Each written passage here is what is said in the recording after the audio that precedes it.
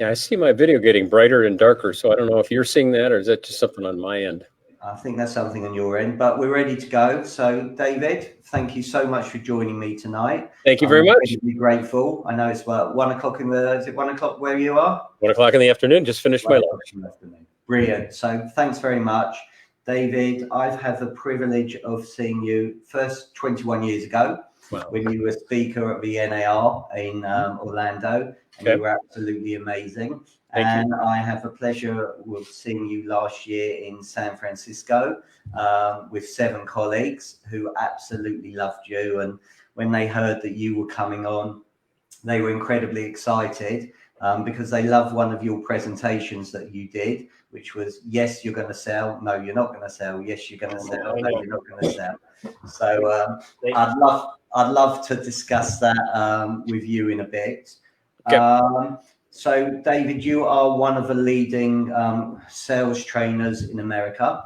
How did you get to become a sales trainer and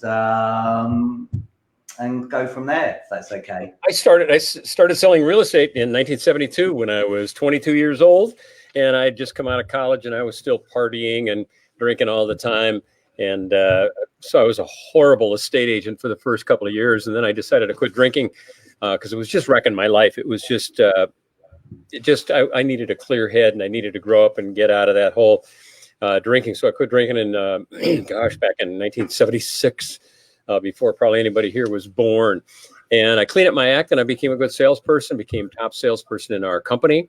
And then I was asked to do a training session. The company had a 2-week training program, and they said, hey, do you want to come in and talk to our group next Friday for 3 hours on working with buyers? I said, well, yeah, I'd love to. That sounds like a lot of fun. And so I went in, I got in front of the audience, or I don't know, 20 people in the room. And I did a 3-hour presentation. At the end of it, I said, gosh, that was fun. And Ralph Burnett, the owner of the company, called me up and said, how'd you like doing that? I said, you know what? I really, really enjoyed it. It was fun to, I guess all along I always liked expressing myself, and I was always kind of the class clown, and it was fun to do it. And he said, well, the audience thought you were the best presenter for the 2 weeks. I went, well, that's nice. And it was at that moment I said, this is what I want to do for my life. So I weaned myself out of sales and management and just started doing training for our company. And then our company was bought by a big investment firm named Merrill Lynch. I probably heard of them in the UK. Yeah. And I became the national training director over, I don't know how many thousand agents they had around the country. And then I became an instructor for the National Association of Realtors. And then I left Merrill Lynch in 87, started my own business. And I've done 3,500 seminars, I think, in 50 states, 8 Canadian provinces, and 12 countries. It's been a wonderful ride. Amazing. And as I said, you were fantastic. And we've been joined by quite a few people tonight. So let's just say a few hellos. Jim, thanks very much for joining. Jimmy, thanks very much for joining. Anne-Marie, all from Scotland. Andy Davis from Walton on Thames, thanks for joining. Ben Tate, who saw you live in San Francisco. I know that. I wish I can't see this on Facebook because we're on our broadcast, but I know that name for some reason. Yeah, so Ben was with us when we saw you. Hi, Susan. Hi, David. Thanks very much. Hi, Tom. Is going to catch up later as it's little one's bedtime. So night. Hi, Tony. Thanks for joining us from Grantham. So nice audience here. So please like it, share it, get the message out. So wow, that's a bit of a career. 3,500 speaking gigs. So a lot of fun. I can. So can we start with your presentation? I mean, you did 2 amazing presentations, and it was a listing presentation. And you got somebody from the audience up, and you said, right, so let's talk about you selling your property. Well, yeah, I think one of the little bits that I've done, it was kind of an accidental comedy, but I turned it into something more fun. But you sit down and, yeah, obviously in a listing presentation, we assume you send a pre-listing package, physically lace gift bag or something. We can come back, talk about pre-listing activities, the first 5 minutes of a listing presentation or valuation, as you guys call it. And as you walk in the door, those first 5 minutes are critical. Showing up on time, getting to know the vendor, getting to know them on a personal level. And at some point, you want to get down to find out whether or not this is going to be a good listing. And I've said, you turn to the seller and say, Mr. and Mrs. Seller, have you definitely decided to move at this time? And they say, oh, we definitely have. In that case, this card will remind us that everything you can do tonight is to make sure that your home will sell. So every question you ask me tonight, I'm going to answer in a way to make sure your home will sell. And they go, great. Now, at some point you get in, they go, yeah, but well, we really want 500,000 pounds for this. Well, the market's only showing 450. So if you try that, I'm afraid you're going to have to stay. They go, well, gosh, we can't do that because, we're trying to move down to London. Well, in that case, you're going to have to sell. Well, couldn't we try it at a higher price for a little while? You could, but the problem is you're going to stay. Well, my wife would kill me. In that case, you will have to sell. Well, would you cut your commission? You're going to stay. And you can use that card, and I'm being far more flippant with you than I would with a real vendor, but you can do the card and say, Mr. and Mrs. Vendor, there's only two outcomes in the sale of real estate. Either you just choose to sell your home or you choose to stay. Either outcome is fine with me.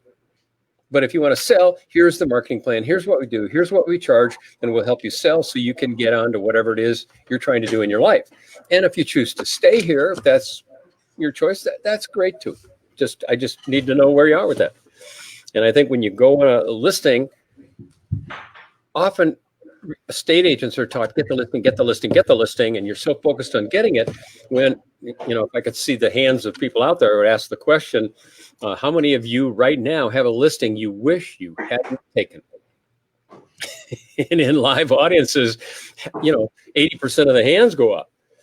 And I'll say, well, why didn't you want it? And they say that sellers were painful, they were unmotivated, they overpriced, they wouldn't clean up the property, they wouldn't take my advice, all these things. I said, why in the world did you take it? And some of them say, oh, I don't know. I guess we were told to get listings, so we got the listing. Yeah, how'd that work out for you? Not very well. And I think you almost have to do a delisting presentation as you approach. You go, do I want this? They don't want to be arrogant about it, like, oh, I don't know if I'm going to let you list with me. Let's just see. But you do kind of have, I wonder if this is going to work for me. And my definition of what I call a qualified listing is, do they want to sell? Do they want to sell at the market? And do they want to pay my fee? And if all those three things happen, great. And if one of them is missing, then not so great. And then, of course, the challenge is how do you get your fee? And we can certainly talk about that. Definitely. Thank you for that one. And Jim says, would you cut your commission? Well, you're going to stay. Brilliant. Absolutely loved it. So thank you. And Sean, thanks for joining us. And Sean was one of the musketeers that was out there, and he loved your sell stay analogy. And he said it was the best thing he saw at NAR. Thanks for joining us, Sean. So if I go back to the start, and you talked about pre-listing package. So what would you put in a pre-listing package, please? The purpose of a pre-listing package is to establish your credibility before you even show up. So what establishes credibility? The fact you even have something delivered to the property at all. And you can also do a digital version, but I think if you have a physical package delivered, you're going to be probably the only one who does it. I ask audiences, how many of you do a pre-listing package? They look at me like, what's a pre-listing package? I go, are you kidding me? I quit teaching that 15 years ago. I don't even teach that anymore. It's too basic. And now I find out, I guess it's advanced if you don't do it. But it's just a simple package. Today you could put in, hand sanitizer, some masks, if that's appropriate. You got to be careful not to mock the pandemic. But I would put in an A4 picture of yourself, lists of previous customers and clients, testimonials from past buyers and sellers saying, Stephen did a great job. This was really wonderful. And by the way, have a current photo of yourself. I see these photos of real estate agents, and you look at the photo and you look at them and go, who's this? Did I get the wrong card? No, that's me. When? Did anyone else get hurt? So just stupid little things. We're so focused on getting listings, we sometimes forget. Dress well, show up on time, have the photo on your business cards and promotional material match, what you really look like. And then, show up on time and have what doctors call the good bedside manner. So the idea of the pre-listing package is the husband and wife go, oh, honey, look at Stephen's the guy who sold the home down there. Oh, their company did this. Oh, yeah, look at that. And in there, I might talk about sale to list ratios. what percentage of original asking price do you get? Expiration rates, what percentage of this listings you take do you actually sell? Days on market. Another thing you can talk about is per person productivity, taking the entire production of an office divided by the agents to see, you know, they do 12 transactions per agent, whereas somebody who cuts their commission might only do 2.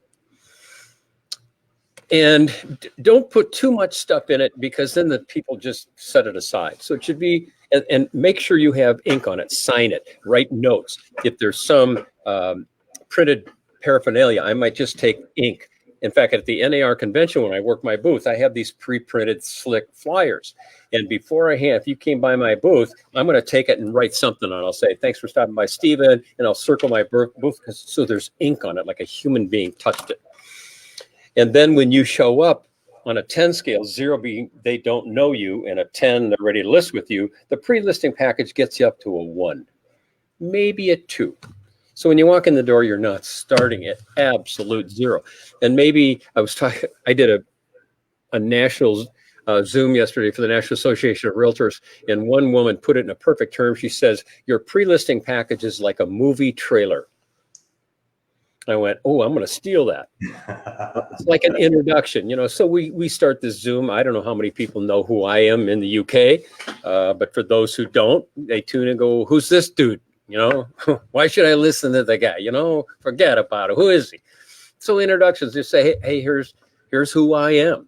So when you show up, they go, oh, this guy sounds pretty good. So when you walk in the door, they're at least have some interest. They've seen the trailer. Now they're ready for the movie. So that's the best analogy I've heard. And I just learned that 24 hours ago.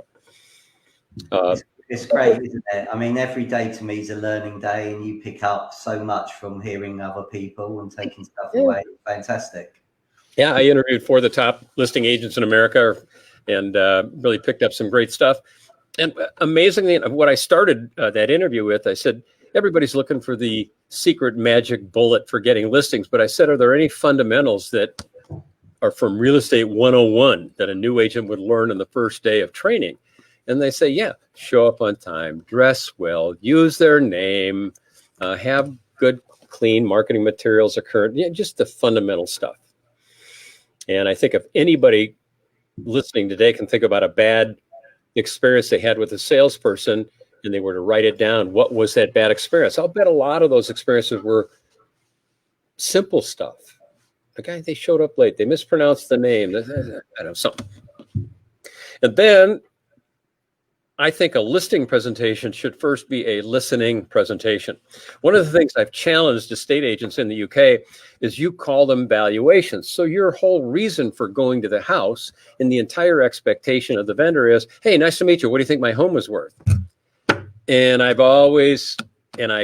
get a lot of pushback from UK estate agent, but I say you should really delay the discussion of price. They go, well, but we told them we're doing a valuation. They expect us to do that first. Well, the problem is you start talking price and you say, well, I walk around, I think your home's worth 500. And they go, oh, we got to have more than that. Kind of the discussion's over. They call somebody in and everybody starts bidding for the listing. But if you could delay the discussion of price, said, before I tour your home, I'd just like to sit down and visit with you if you don't mind. Tell me about your situation. When are you moving? Why are you moving? Have you definitely decided to move at this time? And they say, no, we haven't. So you're planning on staying? Yes. We just want to find out what our home is worth. Now it's up to you. You promised a valuation. So you might say, okay, this isn't going to be a listing, but they want to know what it's worth. So I'm going to be nice. I'm going to be a gentleman. Go through and take a look and say it's worth between 500 and 550. Can you narrow it down? Really doesn't matter if you're not moving. Once you decide to move, we can narrow it down because the market moves. And so that's one of the parts of the UK estate agency where they kind of lead with something that in the US we try to save till the end and find out if they're going to move. And I believe you can do both there. I'm sure if I came to the UK and went on a listing with my dear friend who's an estate agent there, I bet you we could delay it for a little bit. And then the other thing is, do you want to give them a price right there, or do you want to come back? And you're going to divide every estate agent literally in the world into 2 camps. Some of them say, I want to go there and I want to get the listing right now. Some of the people I talked to yesterday say the act of making it a 2-step listing, the risk is somebody else comes in and takes it. But if you're so bad that somebody else could steal it from you, maybe you ought to take a look at that. But doing a two-step shows professionalism. And one of the women that I feature in our online training, in fact, if anybody wants to see all the agents that we feature on live listing presentations, they can go to davidknox.com and pull down the online training and do a free trial. And 90% of the videos in there apply to the UK, Australia. We've got them all over the world. But she always makes it a two-step. And she earns $2 million a year in GCI.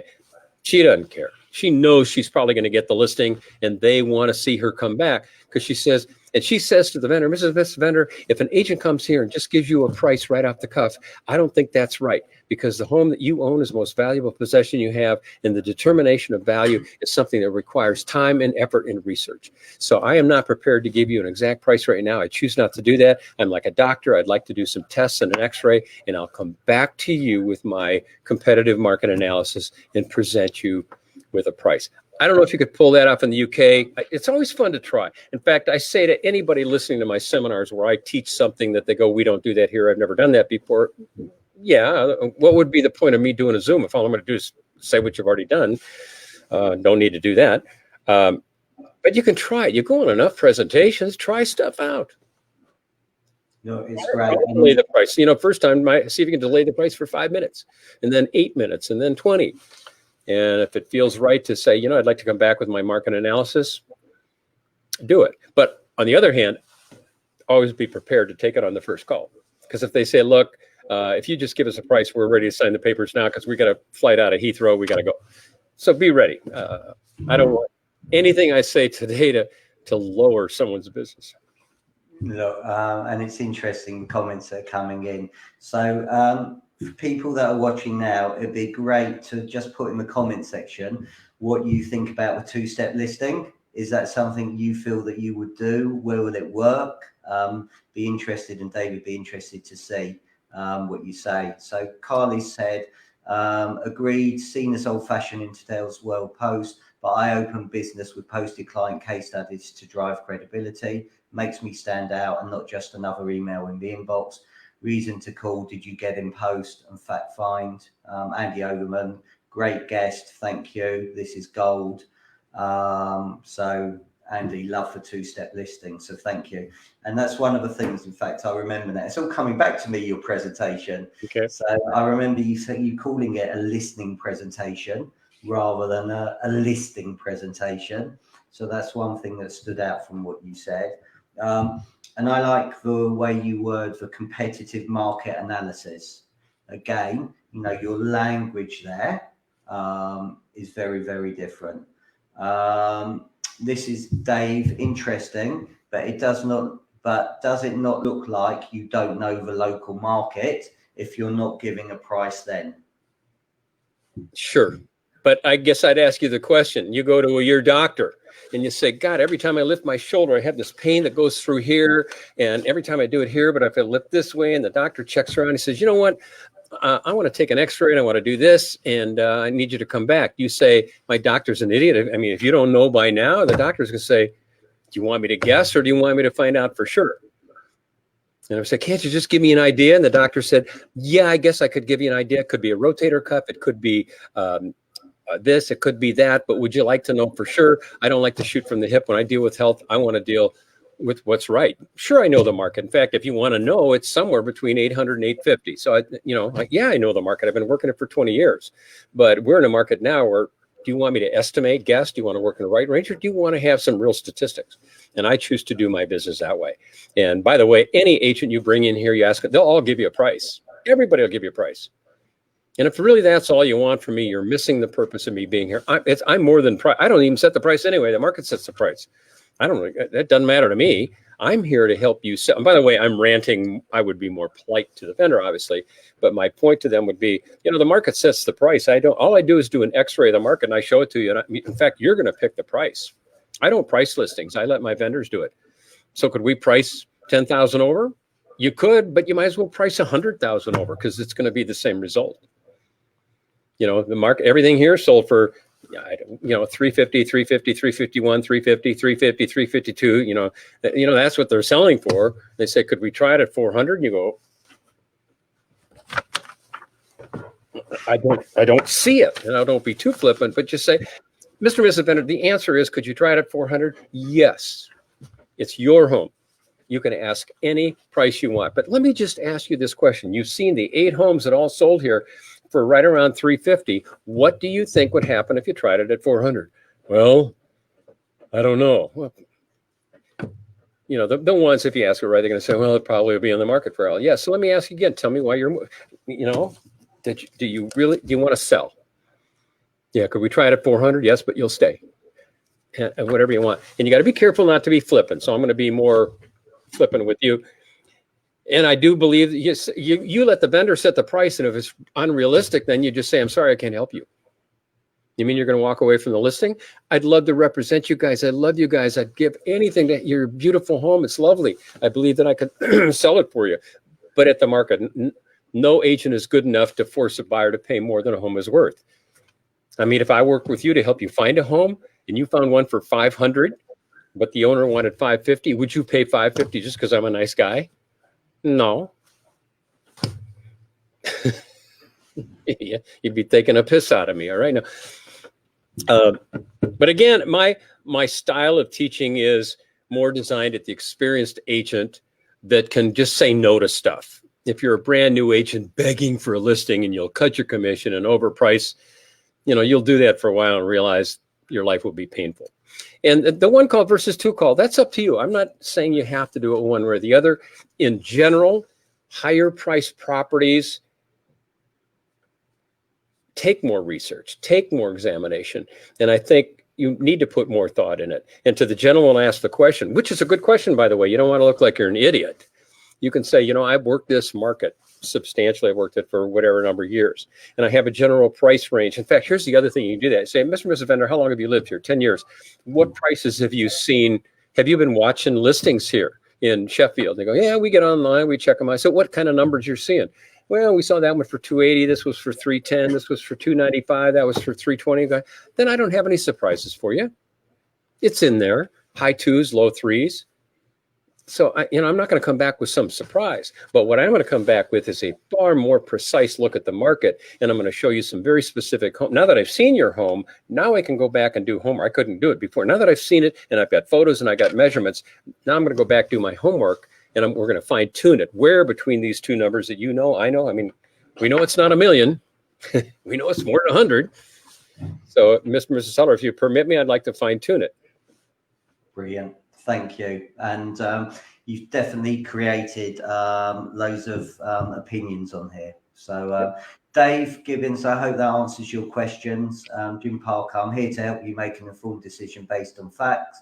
If it means that you don't sell after the fact, then it's the right decision. If you decide that you will sell, I will be delighted that you would choose me. Andy, I'm a brand new business, 27 years an agent. I've declined 4 listings. I won't drop my pants on fees, and I'll not take on a listing that's unlikely to sell. Jim, I use 2-step with higher value as it's often expected from vendors. They feel you have done your homework. Yep. Okay, yep. Brilliant. So can we talk about fees then? Yep, absolutely. So commission objection is the absolute #1 most difficult objection you'll ever get. Also the most common. The reason it's difficult is #1, it's personal. They're attacking you. They're saying, we don't want to pay you. So it's personal and it's profit. They're coming after your profit. And when you are focused on getting the listing, and that's your sole goal in life, you'll kind of do anything to get the listing. You go, okay. And most agents, if you say, would you cut your fee? The first answer is okay. They just fold the cave. And you just can't do that. Make them work for it for a while. At least have a 30-minute conversation until finally they might just give up and they go, honey, does it sound like Steven's going to cut his commission? Let's just go. I'm sick and tired of this. Steven, I'm sorry, but we just had to ask. You know what? You have to ask. So great. Let's get going. So let me give you an overview of dealing with commission. I'll give you 5 parts. I'll give an overview and then we'll take them one at a time. The 5 ways to address commission objections are value, difference, dialogue, net, and strength. First thing to do is value. I have no technique for dealing with commission objections if you don't have any value. I can't get you to pay $10 for a cup of bad coffee. It just, if you don't have the value, and especially value that the sellers agree is value, I got nothing for you.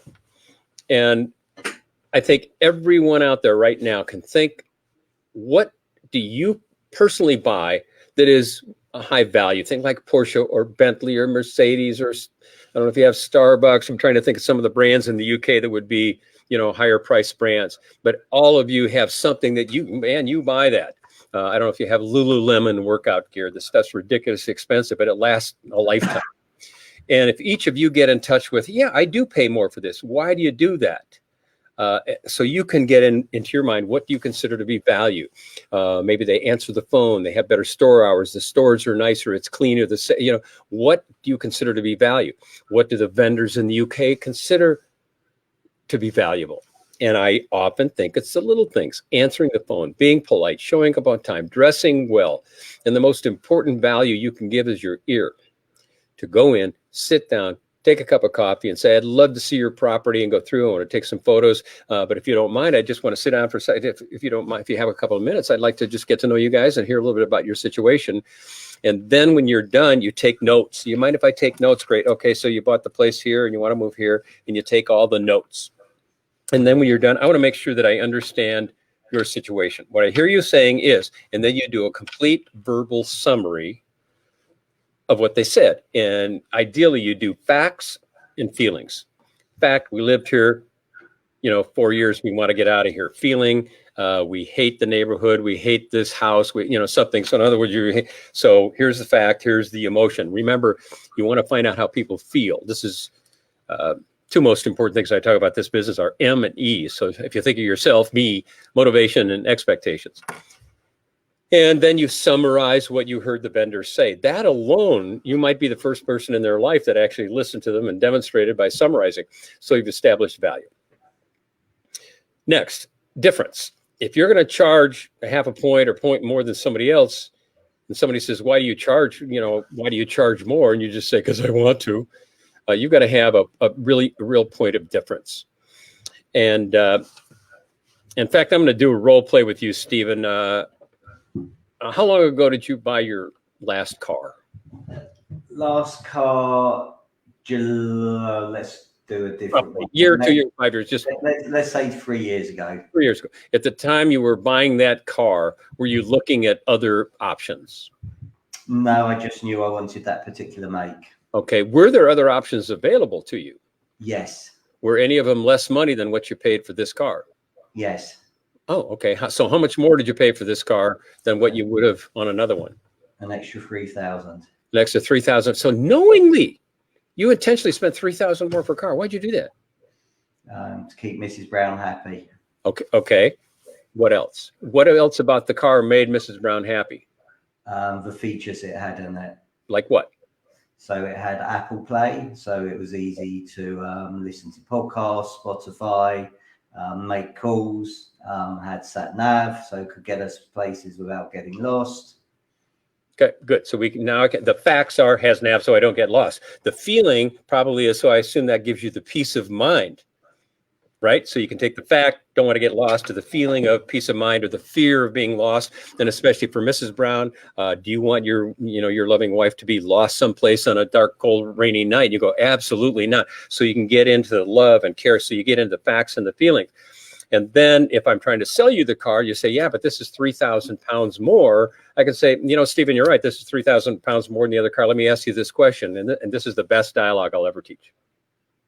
And I'm going to pause to just be dramatic. I'll say, Stephen, if the price of the cars was the same, which one would you buy? And you'll say, well, if the price was the same, I'd buy this one. Great. Why? Because it has Apple Play, it has nav, it has this, it has that. Stephen, you just identified 5 major differences between these two cars. Do you see why this one costs a little bit more?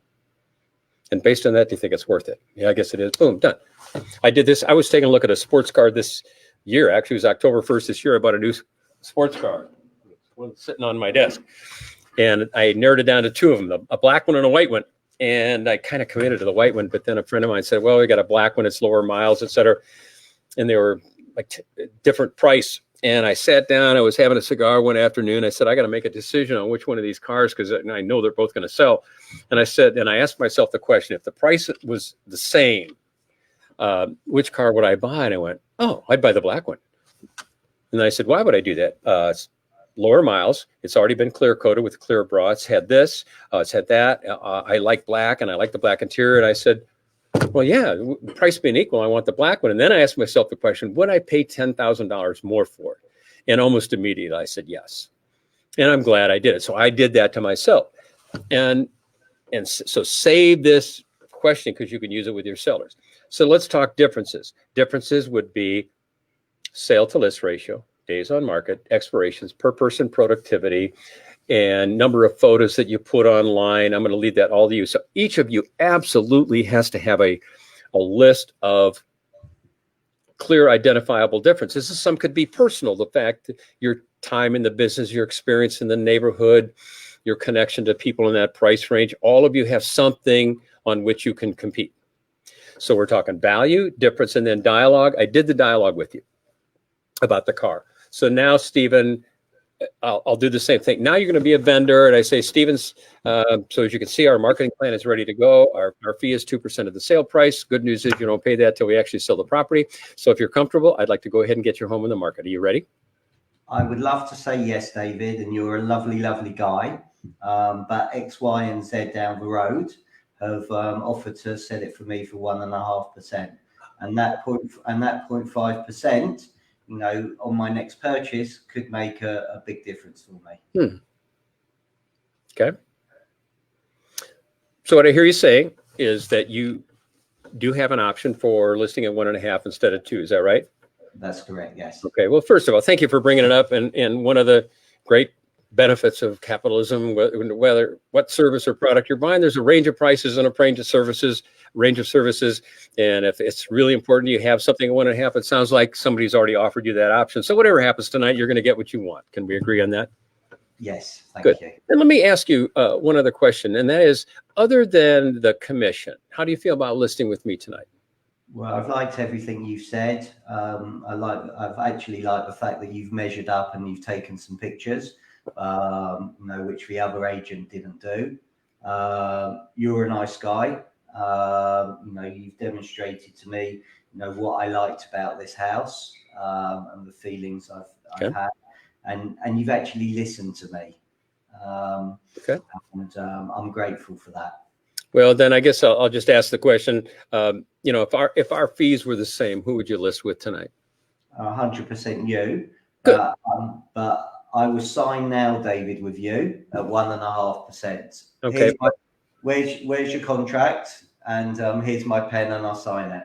Before you do that, let me ask you. I want to ask you the question again. If our fees were the same, you would go with me, though, right? Yes. Why? Because of this. So you identified all those things.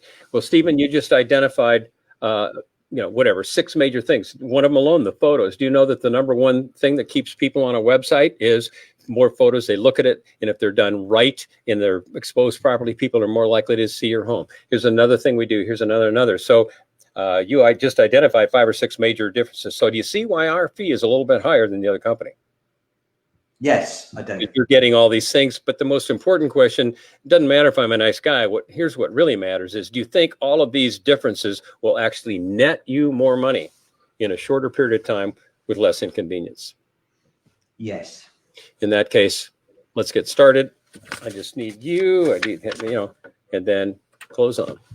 And if they say no, it doesn't matter. You have to be of the idea. They're going to say yes or no, it really doesn't matter. I'm not going to cut my fees, so I'm not in any control here. And if they just say, no, we want to go with the other company, just, you know, I might try a few more things, but I'm going to say, Stephen, you break my heart. You're killing me. I'm going to leave here. I just want to tell you, I'm dejected. I love your house. I really want to work with you. I made a choice a long time ago. I don't compete on fees. I compete on quality. Clearly, I have not demonstrated that to your satisfaction. So I'm just going to have to let you go with the other company. And I thank you so much for your time, Stephen. And I really, really wish you the best. I hope everything works out. And please say hello to your daughter, and see you later. Okay. And we get up and we leave. And you're going to be halfway out the door, and they might just go, wait a minute. I had one agent tell me a great story. He said he was halfway out the door, and he stopped. And he turned to the vendor. And he said, by the way, Mr. Vendor, let me ask you this something. Is it important that your realtor be a good negotiator? The seller says, yeah, really important. He says, how did I do tonight? And the guy went, all right, come here. But again, value. If you suck as a realtor, I've got nothing for you. So you've got to deliver value in whatever owners think value is. Differences, specific, measurable differences. It can't be, I like houses and I like people. It has to be measurable, bottom line. Then you have dialogue. If our fees were the same, who would you list with? Me. Great. Why? Because of the differences. Where do they get this list of differences? That came in your listing presentation. And then you say, based on that. And then the other question, I would say, it sounds to me, I would ask the question, why is it you want me to cut my fee? I didn't do that part of the role play. And you'd have probably said, well, because we want to save money. So in other words, the fee isn't the issue. You want to net more money. Is that right? Well, if you want to save fees, that company can do that. If you want to net more after the sale, that's how I can help you. And let me show you how we net more, even at a higher fee. And you say, if I sell your home 1 month sooner, that's one house payment you don't have to make. If I get 99% of asking price, they only get 98. There's 1%. And by the way, if they save you 0.5%, but it doesn't sell, you don't get anything. And then you can talk per person productivity and things like that. And then, so we have value, difference, dialogue, net. And then finally, strength is you just have to choose. And it'll be the hardest decision you make in the industry is to walk away. And we've all had to do it. And all of us, every single person on this call, I'm sure, has caved in, taken a listing at a lower fee, and for the rest of their career, they just want to kick themselves because the owners were pains in the butt. They wanted you to pay for this and fix that and do this and cut you later. And the offer comes in, you cut, and it just goes on and on and on. One of the ways to avoid dealing with jerks is don't cut your fee. Spot on. Absolutely brilliant. And the comments that are coming here, absolutely. I don't compete on fees. I compete on quality. Absolutely love it. I don't compete on fees. I just refuse to sacrifice quality. Absolute gold. So thank you so much. By the way, one other thing, and hold your thought on that. One other thing you can do, and this is also very assertive, and that is to earlier in your listing presentation, bring up fee. If somehow you think it might be an issue, you could bring it up ahead of time. Mr. and Mrs. Vendor, by the way, I look forward to talking to you and presenting my marketing plan. But one of the questions every vendor asks me, and I know you're probably curious about it, so I want to bring it up first, and that is, I'm sure you have a question about my fee and whether or not we'd cut it. Is that right? Well, yeah, we were going to ask you. My fee is 2% and I don't cut. So if that's what you're wondering, I just want to tell you right now before we go any further, I charge 2%. My sellers know I'm worth it, and my goal tonight is to show you how I'm worth it. So do you want me to continue with my presentation? And if they say no, say, okay, thanks for your time. Or they say, well, yeah, I say, so Mr. and Mrs. Seller, tonight at the end, you may think you may want to ask me to cut my fee. And I'm going to say, right now, I'll just tell you the answer is no. So instead of we're wondering whether I'm going to cut my fee, it's going to be the other way around. I'm going to wonder whether you think I'm worth it. And if you think I'm worth it, then we're going to work well together. If you don't, then you have some other options. Now, be careful. That's a very assertive way to deal with it. And all of you need to think about your personality, what works. And by the way, I'll give one other example that I had somebody from, it might have been UK, Australia, doesn't matter. They asked me they called, we're considering to have you come down to Australia. Mike, we'd like to speak to the Australia Real Estate Conference, and we wonder what your fee is. And I said to him, you're asking the wrong question. You better first ask the airfare. The airfare is $12,000. I just led with that. I said, just tell you the airfare is $12,000. So before we talk fee, let's talk airfare. And they go, really, is it that much? And I said, yep, it is today. The longer we wait, the more it goes up. So that's called divulge weakness early. There's an author named Robert Cialdini that talks about that as a way of influencing, and that you just lead with it. And so if you have some weakness, sometimes you just come out with it ahead of time. If you're looking for somebody that's been in the business 30 years, I'm not that guy. This is my first year in the business. But what I bring to this table is technology. I've had it all my life. And then, So go ahead. I'll turn it back to you. Okay. Well, Sean wants to know, where'd you get all your energy from? That's a great question. I get it asked a lot. And if you saw me on an airplane, you'd think I was an accountant. I just have no energy at all. But I get my energy from audiences. Like today, it would have been nice if we had the thumbnails where I could see everybody. But I get it from audiences. I love what I do. And when audiences are involved and they ask questions, I get that energy. Oh, you're amazing. Absolutely incredible. Prospecting. So stay in touch policy, getting new vendors, getting new landlords. In the UK, 95% of estate agents don't have a stay in touch policy. So people that have bought through them a year ago, 2 years ago, 3 years ago, 4 years ago, they all appear to go into witness protection and never get a call. So what are you doing, or what works well in the States to stay in touch? Well, the first, you have to commit to doing it. You have to believe you're going to be in the business long enough that you care about business a year or 2 or 3 years from now. And I think estate agents tend to be impulsive. They're thinking about the next deal. What can I get today, tomorrow, by Saturday? And they're looking for leads to come in today. They want to buy today, sell today. And the thought of planting for the future doesn't come into their mind. I don't know who it was that says, dig your well before you're thirsty. And how do you plan ahead for those years? There was a sign in the men's room athletic club where I used to go, and it said, had I known I was going to live this long, I would have taken better care of myself. And I think many people say, if I'd known I was going to be an estate agent this long, I probably would have started staying in touch with past clients a long time ago. So it gets down to the attitude, belief about your future. In the US, 80% of transactions actually come from referrals and repeat and friends and relatives. So knowing that is an important source. And I would open this segment with a story. A woman in my office here, beginning of 2019, she was my neighbor and she worked for me. Said, David, I hate my real estate agent. Could you refer me to a good one? I said, well, I'm sorry you had a bad one. I said, I'd be happy to. And I said, hey, why don't you work with the woman who sold my house right next door to your parents? She was great. And Aaron said, yeah, I'd love to. Was she good? Yeah, she did a great job. And she said, great. Well, what's her name? And I said, her name is... I can't believe that. I mean, Aaron, I can't remember her name. Aaron, I'll call you back. So I go in right in this folder on my desktop. I go 11021 Mile Curve, scroll down to the purchase agreement. Oh, Heidi. How could I forget Heidi? Because this was 2019 and I sold my house with her in 2012. It had been 7 years since I'd heard from her.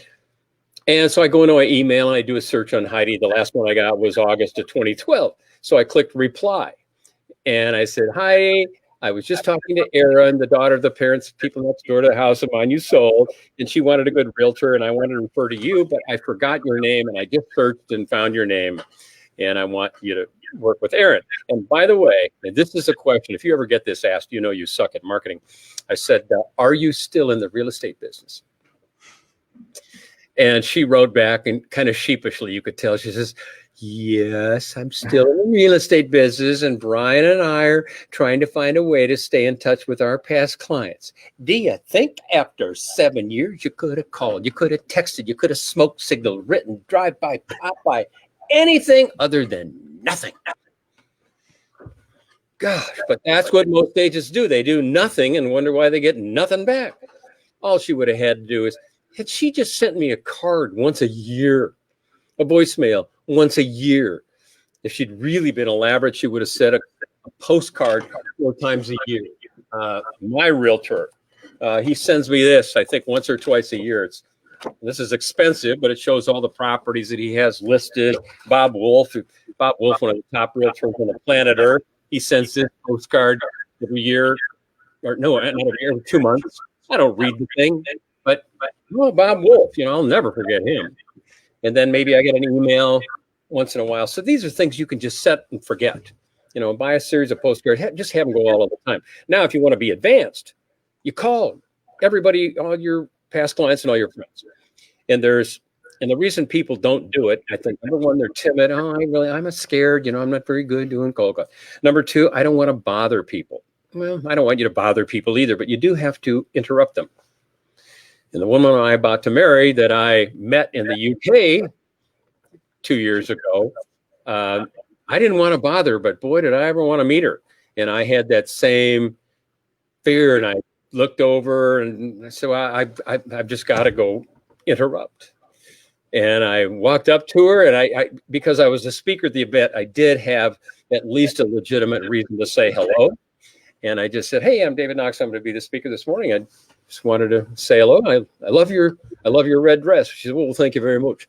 And we chatted a little bit more, and went on and on and on, and we became friends, and I'm now engaged to her. Congratulations. So had I not taken that risk of interrupting, now had she been talking to somebody in a conversation, I wouldn't have wanted to bother her. So it's trying to find that, how do you interrupt somebody without bothering? And often agents are so afraid of bothering, they won't even interrupt. So, so again, why don't agents do it? They're timid. They don't want to bother people. They don't want to be a salesperson. They don't want to be too assertive. And, these are good reasons. So I'll give you 3 good reasons to call your sphere builder that all of you will like. They are thank, invite, inform. Number 1, thank. Every one of you right now could call your past customers and clients and say, in this holiday spirit of giving, I am calling to just say thank you so much for purchasing a home through me or listing your home with me. I just want you to know I really appreciated your business and enjoy working with you. Is there anybody who could not do that? No, easy. If you're afraid of that, you really got to examine what career you ought to be in. It's a thank you call. And I'm sure the person, oh, thanks very much for calling. Good to hear from you. And then they'll probably say, how are you? How's the market? And then if you feel it's appropriate, you could tiptoe, like Ricky Gervais. You could tiptoe into it and ask this question. How much longer do you plan to stay in your current home? There's the money question. How much longer do you plan to stay in your home? You can ask that out and around, chatting with people. You guys still living over on Deep Car Lane? Yep, we are. You guys been there, how long now? About 5 years? Yeah, it's beautiful there. How much longer do you think you'll stay there? Funny you should ask. Tom and I are thinking we might upsize, downsize, whatever. Or they'll say, we're lifers, we're never going to move. So call up all your customers and clients and thank them. You ought to be doing that anyway. Number 2, invite them to something. And with COVID, it's very difficult to do now. But this guy, John Baumgartner, my realtor, I listed 3 condos with him and bought a house from him. And Mission Hills Country Club is a resort, seasonal kind of area. And every November, he has a welcome back snowbirds. All the people in the snow country go down to Palm Springs, California. And he has a party. And I don't know, 200 of his friends, past clients, and it's a great party. And it probably cost him $12,000 to do it, but he earned that off of me. This year, I knew he wasn't going to do it because California shut down, lockdown. They're locked down so tight in California, you can't even be in your own home, much less somebody else's. Stupid. So I knew he wasn't going to have a party, but I got an email from him and said, to friends and past clients, I just want you to know we're not going to be able to hold our party this year due to the California lockdowns, but I still want to reach out to you and thank you for your business. If you're in town between the 17th and the 23rd of November, please RSVP and come up to the club and pick up a pumpkin pie or a pecan pie. So at least we do a drive-by. He can go out and, wear a mask and say, thank you very much for your business. And at least he connects with them. And the key point of inviting is, even if they never come to the event, even if they never pick up the pie, they got a call. Invite them. You can do charity events. You could invite them to I don't know. I'll let you guys figure. But just to what could I invite somebody? And then 3 is to inform. At the very least, you get on the phone, you call everybody and say, and keep a 12-second voicemail, open with your phone number, close with it, and just say, hey, I'm just want to give you a call because the market here in Sheffield has done something we haven't seen happen in 3 years. It directly affects your property. And if you're interested in hearing more, please give me a call. Here's my number again. Ready? You give them the number. So those are 3 reasons to reach out. And when you find yourself sitting around the office and you got an hour to kill, why not do your hour of power? Get on the phone and make some calls. And I'm very grateful for your time. Can I ask one last question? Absolutely. Okay, so you mentioned you've worked with some top performers across the world, and you mentioned some of the qualities, but actually a lot of them were the basics, so on time, getting dressed, etc., etc.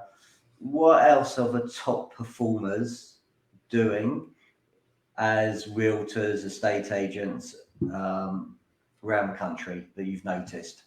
Well, one of the things certainly is, summarizing what the seller has to say to prove that you really heard them. One of the things Bob Wolf does. In fact, the gentleman a little while ago asked, on a 2-step, don't I look like I don't know the market? And I appreciate his question because you don't want to look like that. One of the things Bob Wolf does is before he goes on any listing, he's done all the research. He's driven by, taken photos. He knows everything about it. He does the research.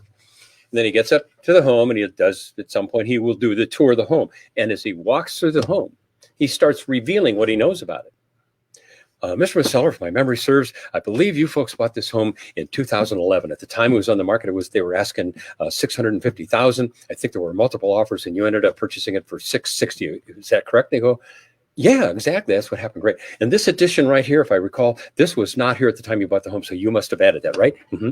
Okay. And the taxes on your property, $12,700 a year. And he starts just dropping all the stuff he memorizes. And Bob jokes about it. He says, I only memorize this stuff for about 10 minutes. He says, I'm sitting in my car reading, okay, taxes, building size, square footage, year built, your data, ready. Okay, go. He says, sometimes, David, I'm reading it after I've rung the doorbell, and he closes the folder. And at some point he says, David, every seller turns to me and says, Bob, how do you know all this stuff? And he goes, oh, Mr. and Mrs. Vendor, this is public information. Any real estate agent you invite into your home will have this information. And none of them do, because none of them will take the extra 20 minutes to research stuff like that. So the other agent comes in and asks to this gentleman who, you want to prove you know the market. This is a great way to prove it. You know everything about the home. And then when they say, can you give me a price? You have an out. Just say, well, I haven't seen the inside of your home. And you do what I said before. But that's just one of the things Bob does. Brilliant. Can I ask you one final question? Because I'm really grateful for your time and I don't want to take much longer. I listened to you on Rick Rushton's podcast, Voices of Value. Yep. And I thought you were exceptional on that. And for people watching this or listening to this on replay, go and listen to Voices of Value. Listen to the episode with David as well. Yeah, and Rick Rushton, by the way, is one of the premier presenters ever. And you may even relate to Rick a bit more because his market is far closer to the UK market. Rick Rushton, absolutely. He's got a great book on Power of Connection. I highly recommend Rick. You'll love the guy.